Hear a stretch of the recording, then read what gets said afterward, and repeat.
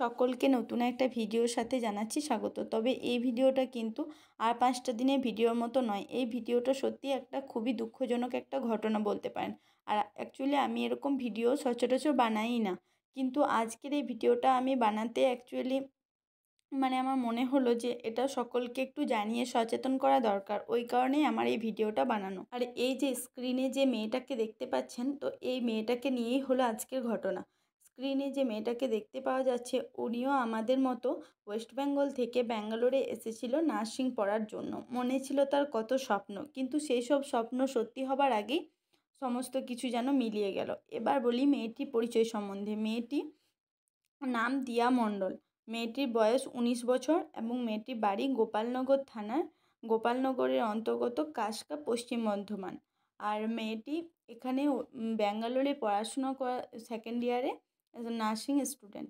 তো পড়াশুনোর সূত্রে ব্যাঙ্গালোরেই থাকা হতো। তারপরে হঠাৎ করে শনিবার সন্ধ্যাবেলায় নিজের ওড়নাতে নিজের হোস্টেলের রুমেই গলায় দড়ি দেয়। এরপরে তার পরিবারকে জানানো হলে পরিবার সূত্রে জানানো হয় যে তো উনি তার 10 মিনিট আগে, যখন খবর পৌঁছায় তার 10 মিনিট আগেও ফ্যামিলির রিলেটিভদের সাথে কথা বলেছে এবং তার মধ্যে কিন্তু তখনও পর্যন্ত কোনো টেনশন বা কোনো দুশ্চিন্তার ছাপ ছিল না, তাই পরিবার সূত্রে জানানো হয়েছে।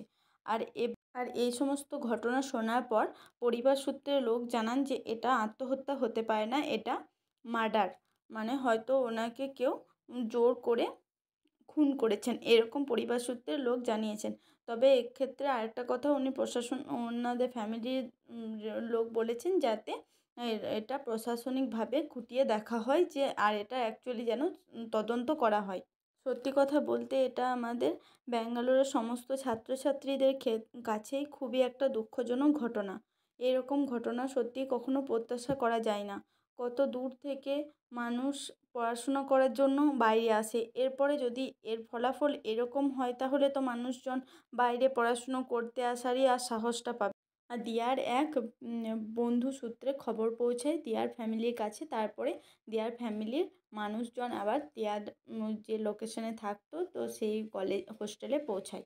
এরপরের যা ঘটনা আশা করি সঠিক বিচার বিবেচনায় হবে বা সঠিক ইনভেস্টিগেশন হবে, এরকমই আমরা আশা রাখবো। আর এটা সত্যি আমাদের কাছে কিন্তু খুবই একটা দুঃখজনক ঘটনা, যেহেতু হঠাৎ করে আকস্মিক মৃত্যু, কোনো কারণ তার ফ্যামিলির লোকজনও বলতে পারেননি। কারণ তার ফ্যামিলির সাথে 10 মিনিট আগে পর্যন্ত সুন্দরভাবে কথা হয়েছে এবং দিয়ার মায়ের সাথেও দিয়ার সুন্দর কথা হয়েছে, সেখানেও কোনো ডাউট থাকার কোনো কথা নয় বা দিয়াকে কোনো ডিস্টার্ব মুডে দেখা যায়নি।